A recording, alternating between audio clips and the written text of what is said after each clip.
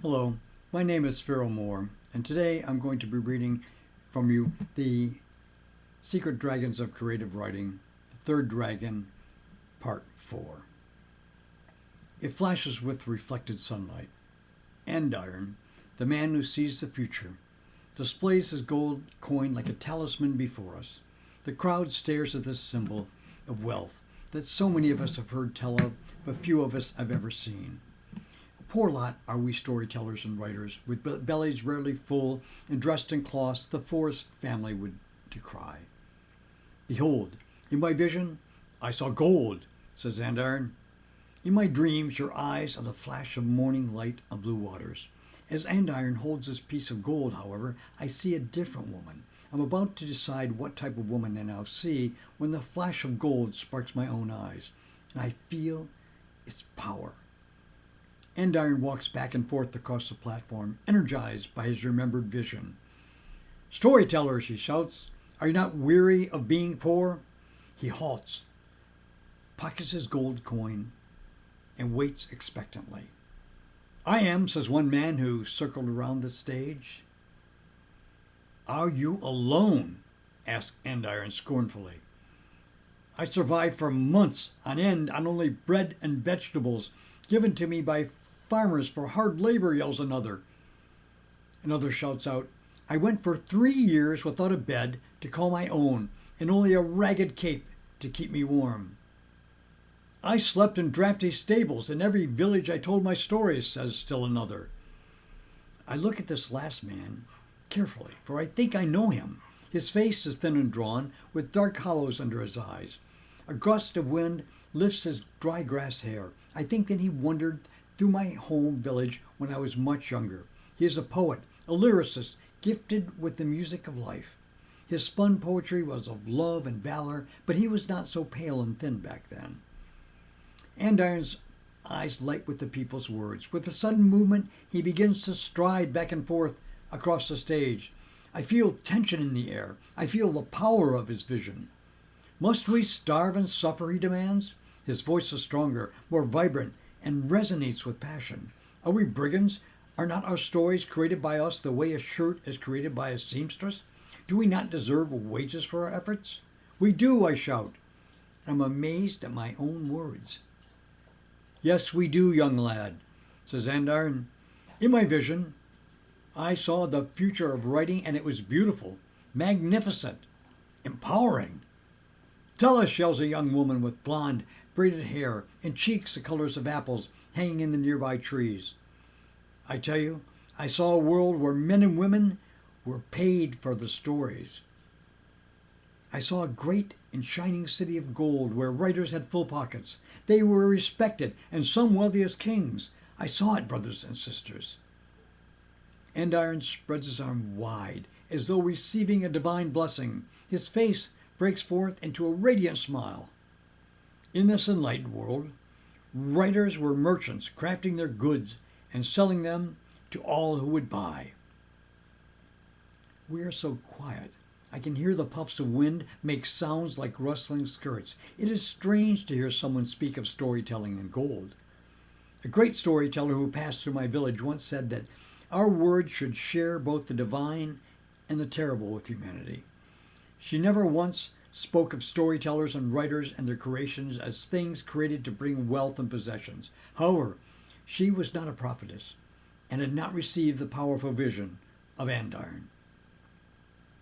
Fellow storytellers, you have not yet asked how it can be possible for us to transform ourselves from men and women who spend a lifetime as penniless wanderers, watering a few tales with our spirit, nurturing and feeding them with our heart's blood into story merchants. But I saw a second vision of still greater power, a vision that showed us how to create our stories so they will bear golden fruit.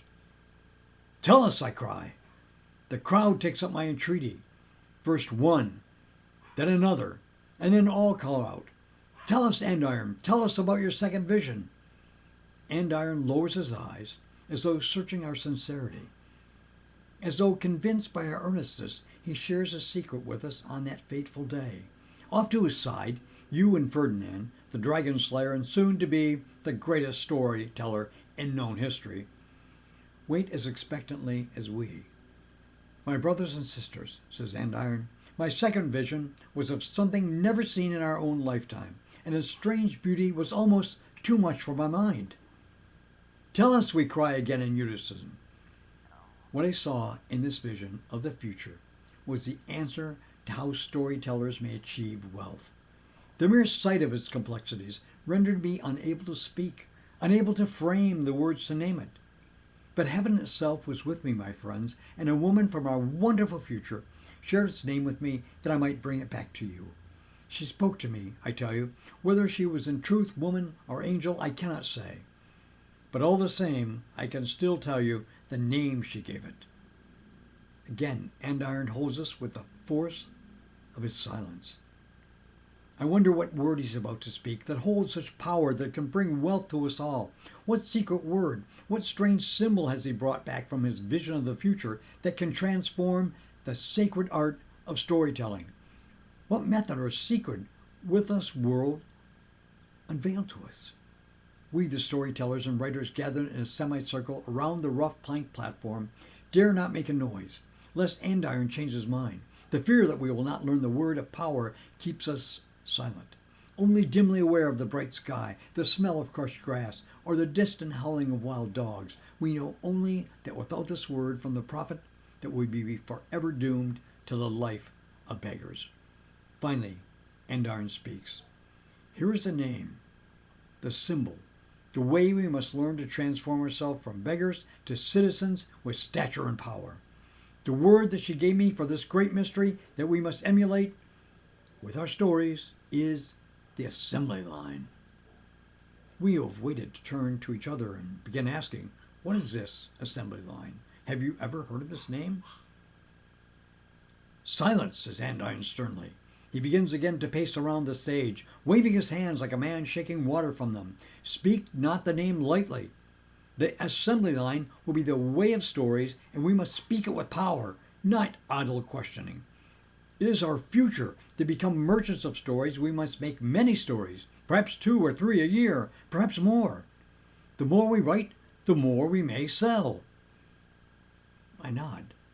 The people around me nod. You and the great Ferdinand nod, but neither I nor anyone in the audience seems to know what an assembly line is. Do not despair, shouts Andiron, and he stops pacing to look at us kindly. Now that you know the sacred name, I tell you also that there are 3 secrets still to be unveiled to you that will explain everything you need to know.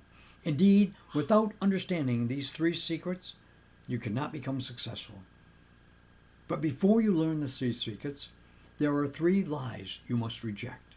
First, you must forget the holy nature of storytelling. It is a lie. Second, you must forget the wrenching of your very souls the complexities of life. It is not the assembly line way. Third, you must forget devoting a lifetime to a handful of great tales that will move the hearts and souls of your listeners and readers. That, too, is not the assembly line way. A cloud whisked across the face of the sun, and I felt its shadow in my heart. Abandon the sacred within storytelling for something I did not know? I felt a touch of shame blush my teeth, but then I remembered Andiron's gold coin. What must we do? One of us pleads. Andiron smiles benevolently. You must learn the 3 secrets from Brother Schrift and use them to create your stories. I've told you the 3 lies you must renounce.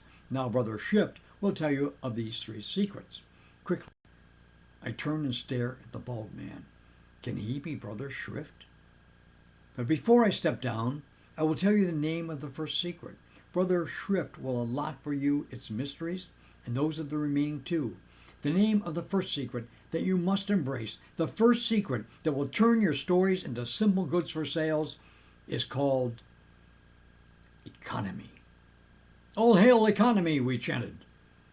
But none of us knew what economy really meant, though I did not like the sound of the word itself. That ends our reading for today. Tune in next time for another chapter of The Sacred Dragons of Created Writing.